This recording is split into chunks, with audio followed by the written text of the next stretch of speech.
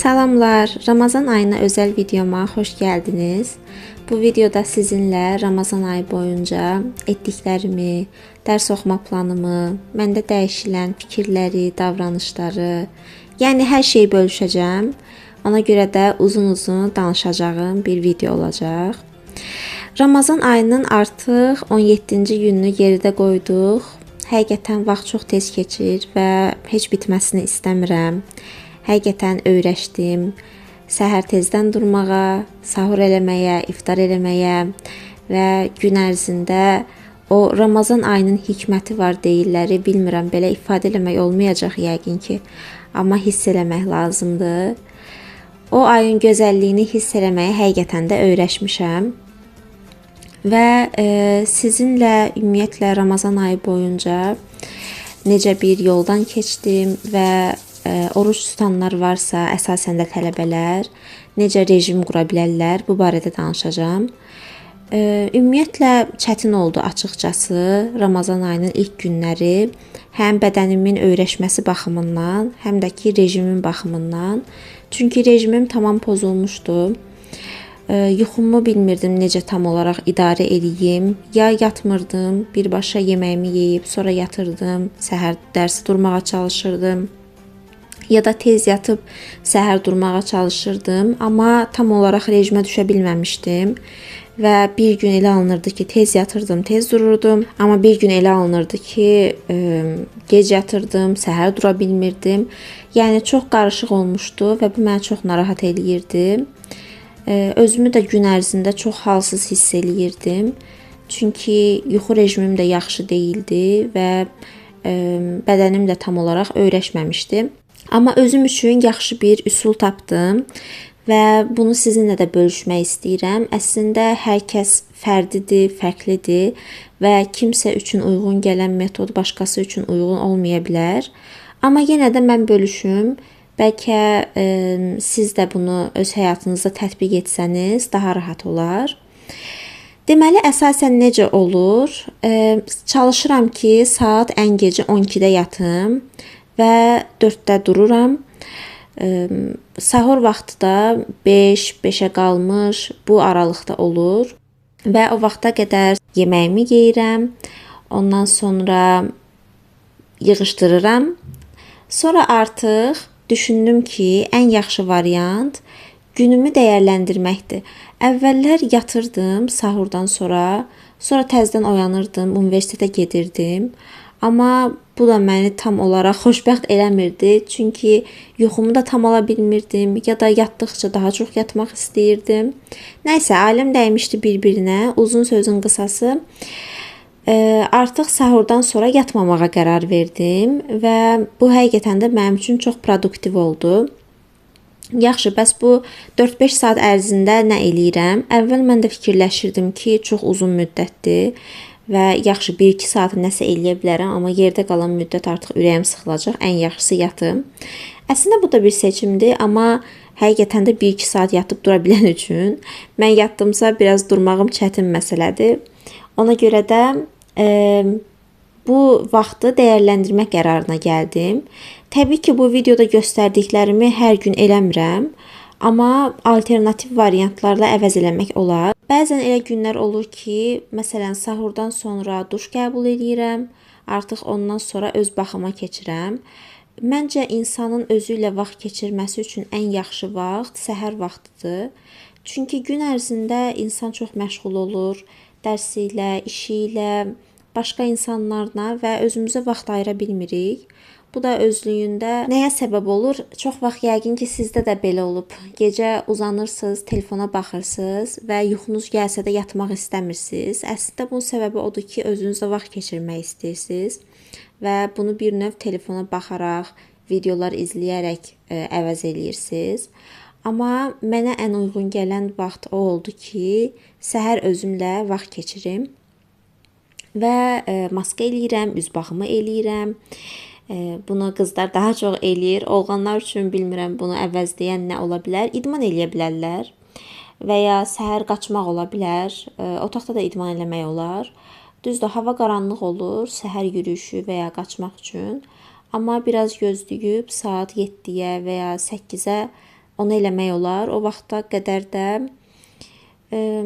bilmirəm, yəni evdə idman eləmək olar və ya kitab oxumaq olar. Artıq baxır sizin seçiminizə və hobbilərinizə. Yenə də deyirəm, hər kəsin hobbiləri fərqli olduğuna görə mənim elədiyim şeylər sizə uyğun olmaya bilər. Sonra kitab oxumaq vərdişimi geri qazanmağa çalışıram. Texnologiya dövründə, əsrində həqiqətən kitablardan hamımız uzaqlaşmışıq və mən 5-ci sinifdən başlayaraq çox bədii kitab, yəni bədii kitaba artıq aludə olduğum yaş 5-ci sinifdən, hardasa 10-11 yaşımdan etibarən olmuşdu. İlk oxuduğum kitab da Tom Sawyer'in macəraları idi. Ondan sonra mənə çox maraqlı gəlmişdi oxumaq və kitab oxumaq vərdişim yarandı. Amma təəssüf ki, universitetə daxil olandan sonra artıq o vərdişim əvvəlki kimi olmadı. Dərslər, qayğılar, gələcək üçün planlar və s. dərkən artıq kitab oxumağa o qədər də vaxt ayıra bilmədim. Bura gələndən bəri də bu kitabı qurtarmağa çalışıram. Bunun filmi də var, bəlkə baxmısınız. Daha doğrusu serial şəklindədir Netflixdə. Hətta bunun Azərbaycan dilində olan versiyasını mən ibtidai sinifdə ya da bilmirəm, məktəb vaxtında bəlkə də 7-8-ci sinifdə oxumuşam. Green Gables malikanəsinin qızı Annie və dediyim kimi serial da var. Bunu isə ingilis dilində oxuyuram. Hədiyyə idi mənə. Kitabı demək olar ki, yarılamışam, amma nə qədər vaxtı oxuyub bitirə bilmirəm. Həqiqətən bu kitabı oxuyanda sanki fərqli bir aləmə gedirəm. O orta əsrləri hiss edirəm. Çox maraqlı kitabdır. Çox tövsiyə edirəm ki, oxuyasınız. Qısa özətini deyəcək olsam, bir qızın həyatından bəhs eləyir. Amma bu qız həyatında başına nə gəlirsə gəlsin ki, əksərən pis təcrübələr yaşayır, sevilmir, qovulur və s. Həyata pozitiv pəncərədən baxmağa çalışır və çox ruhlandırıcı, eyni ilə düşündürücü kitabdır. Ona görə də çox tövsiyə edirəm sizə oxumağı. Davam eləyəsi olsaq, Ramazan ayı və Ramazan ayında yeni qazandığım və ya dəyişdirdiyim bəzi davranışlarım, eyni ilə də fikirlərim barədə danışmaq istəyirəm. Ümumiyyətlə, məncə Ramazan ayı yeniliklərə başlamaq üçün çox uyğun bir zamandır və insan ekstra motivasiya olur. Bilmirəm, yəni ən azından bu məndə belə idi. Və bu ay boyunca özümlə daha çox vaxt keçirməyə niyyət elədim. Özümü daha yaxından tanımağa, daha çox özümlə məşğul olmağa, belə desək, çalışdım və hələ də çalışıram. Çünki mənim fikrimcə insan ilk olaraq özü ilə tam olmağı bacarmalıdır. Öz istəklərini bilməlidir. Özünü necə görür və ya necə görmək istəyir, bu barədə düşünməlidir. Öz fikirləri ilə baş-başa qalmalıdır. Çünki o qədər xaosun içərisindəyik ki, o qədər ətraf fikirlər, beynimizdə ətraf səslər var ki, bu səslərin içində özümüzü itiririk və bəzən də tapa bilmirik və ya tapmağa çalışmırıq. Ona görə də mən çalışıram ki, özümlə məşğul olum, özümün qayğısına qalım və bu həqiqətən də asan olmur. Çünki əmək tələb eləyir, əmək verməlisən və bəlkə də başqa münasibətlərə, yəni insanlar arası münasibətlərə əmək vermək daha asandır. O da asan deyil də, amma müqayisə eləyəndə bəlkə də o daha asandır. Nəinki insanın özü-özünə əmək verməsi, özü üçün çalışması. Yəni bu da mənim qazandığım və qazanmağa davam etdiyim bir yeni vərdişimmi deyim, belədir. Və çalışıram ki, öz fikirlərimi, düşüncələrimi yazı şəklində özümlə bölüşüm. Bu jurnal tutub, jurnala yazmaq deyirlər. Yəqin ki, sosial mediada çox qarşınıza çıxır. Həqiqətən də çox yaxşı və işə yarayan bir metoddur. Hər gün eləyəndə daha da yaxşı olur. Çünki beynimizdə o qədər fikirlər formalaşır ki, qarışır ki, bunların içərisində bəzən itirik və Gecələr də hətta insanlar yata bilmirlər nələrsə fikirləşməkdən. Amma bu fikirləri kağıza tökmək, görə bildiyin bir hala gətirmək məncə daha effektivdir. Ən azından paylaşmış olursan özünlə və artıq o beynin içində fırlanmır. Mən əslində əvvəldən yazmaqla məşğul idim.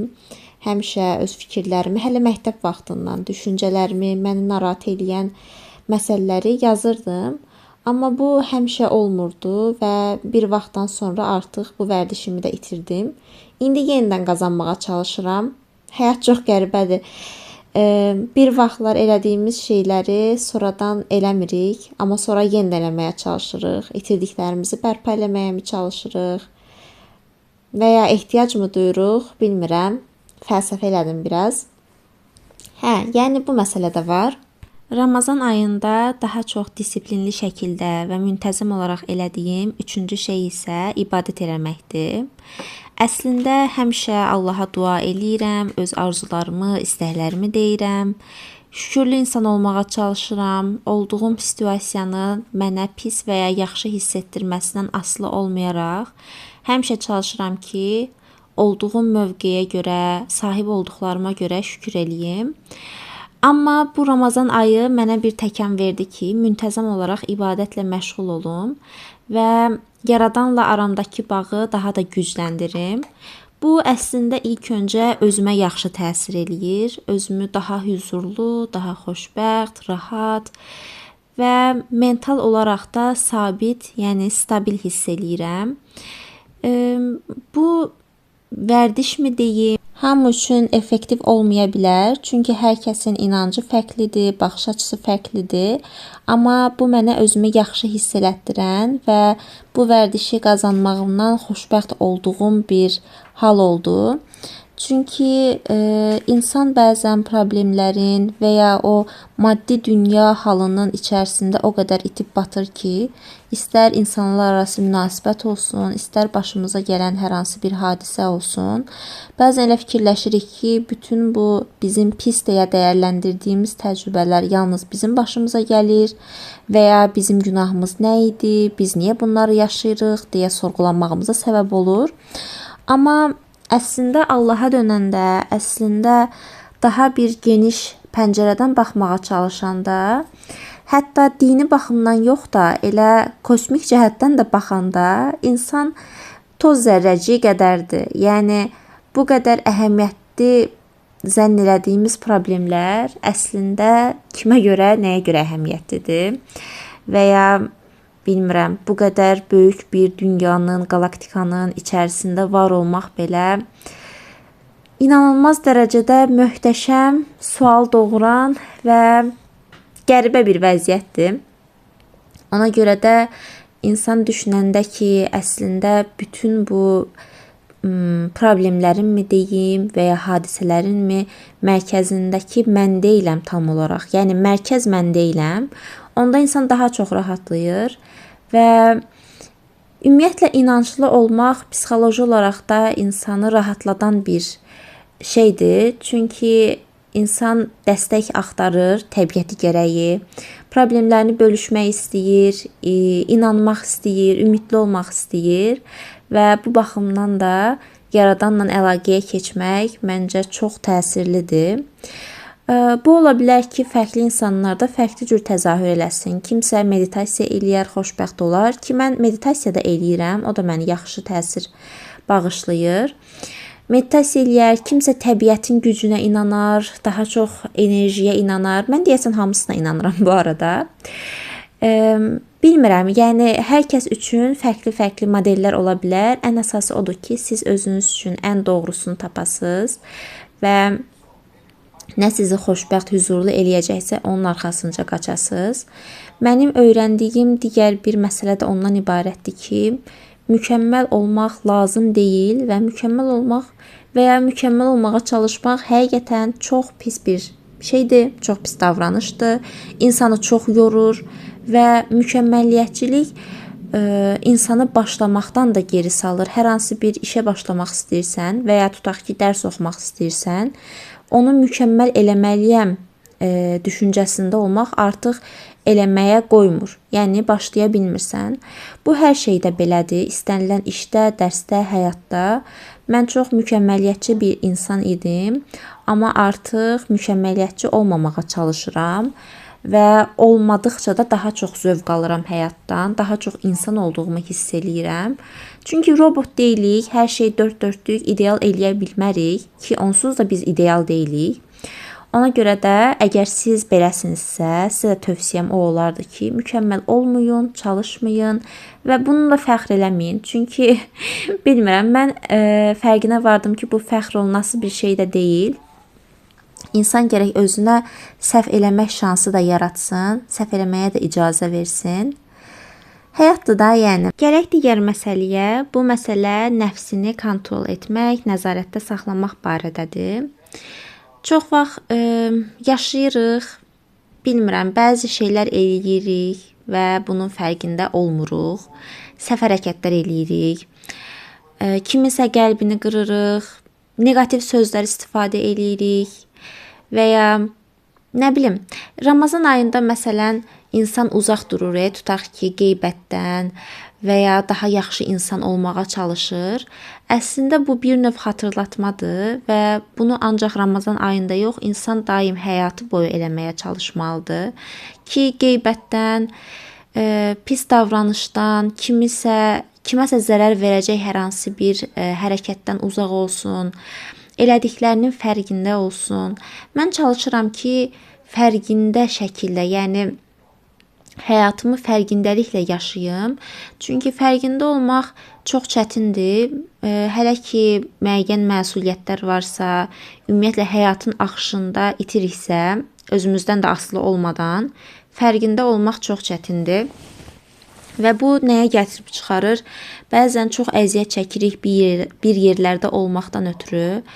Amma həmin yerdə olanda artıq başımız o qədər başqa şeylərə qarışır ki, heç bunun da fərqində olmuruq, bundan da zövq almırıq.